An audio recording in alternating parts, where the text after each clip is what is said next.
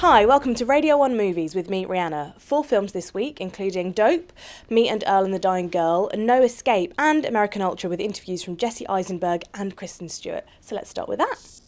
American Ultra is a stoner comedy drama about a guy in a dead-end job who's played by Jesse Eisenberg who realises that he's a sleeper agent when the CIA try to kill him, and Kristen Stewart plays his put-upon girlfriend.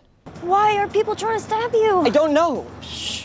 I don't know, but I'm like freaking out all over the place, babe. I have like a lot of anxiety about this. Get your hands in the air. I'm sorry.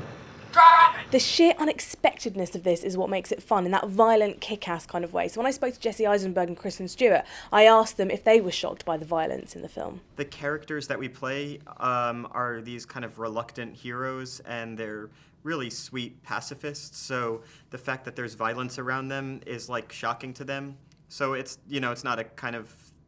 it's not seen as like as though the characters want to be violent. Yeah, like you can feel when you watch the violence, and not only within the context of the story, but like nobody's reveling in like the that typical boy action like blood hit. Ugh.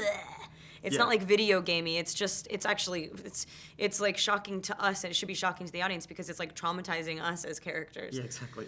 Seeing Jesse Eisenberg down the serious acting tools and take up comedy killing is a delight. It's incredibly far-fetched but also very unapologetic about it, and Kristen Stewart and Eisenberg, last seen together in Adventureland, make an excellent and charismatic pairing, so 4 stars for American Ultra. Next up, it's Me and Earl and the Dying Girl. So this is about Greg, who finds out that a girl at his school has got leukemia and so befriends her along with his bestie Earl. So you and Greg are co-workers? Nah, we friends. He just hate calling people his friend. Dude's got issues. Yeah, he does. What's going on? Man, I don't even know. It might be his folks. I mean, dude's mom always tell him how handsome he is, which he ain't.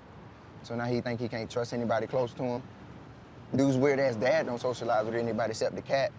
So that's a role model, ain't got no friends. I love that it touches on all the elements which make a teenage film, but it sort of inverts them. So it's about a boy and a girl, but it's not necessarily romantic. It's all about the school cafeteria, but in a post-Mean Girls referential sort of way. There's loads to laugh at, lots to cry at, and it's also a film which is nerdy about films, which I loved. It's a near-perfect teenage movie, and the acting is so impressive from a relatively unknown cast. So 5 stars for Me and Earl and the Dying Girl. Next up, it's No Escape. A family newly moved to Southeast Asia get caught up in a political uprising and have to survive a really brutal 24 hours. There's a tank out there. We need to move. What? Hey, get that! Come on! Yeah, come on! There's a tank!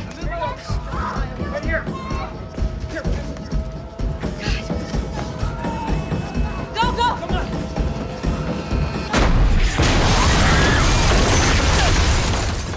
The ethics behind the film are dubious. There isn't some great revelatory moment where the West are actually held accountable for their part in the uprising. But in terms of thrills and chases, it's absolutely on the money. I was nearly crying with terror for most of the movie, which is a very difficult emotion to sustain. And the biggest surprise of all was that Owen Wilson had the ability to completely convince the audience that he's the everyman action hero. Fantastic acting from him. So 4 stars for No Escape. Finally, it's Dope.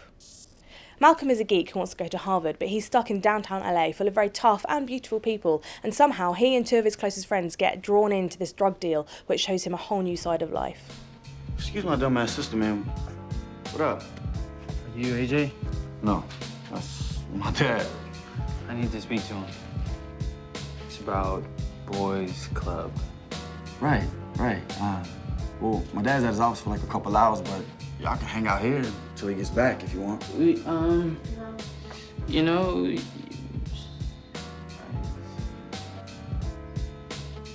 Hey. Yeah. You wanna come in? Yeah.